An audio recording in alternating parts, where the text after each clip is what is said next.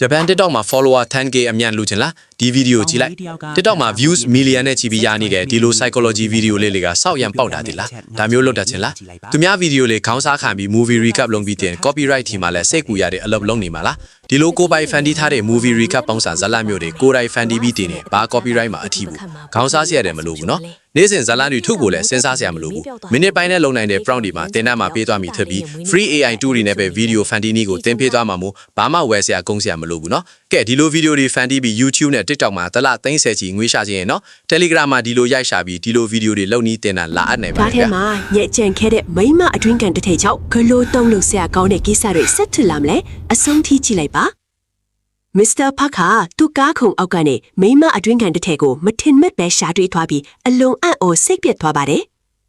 တထေးကြီးကကားဆရာဟာကားပေါ်မှာမတင်တော်တဲ့ကိစ္စတွေလုပ်ခဲ့တယ်လို့တန်တရားဝင်ပြီးဇနီးဖြစ်သူကိုတိုးတိုးတိတ်တိတ်တိုင်ပင်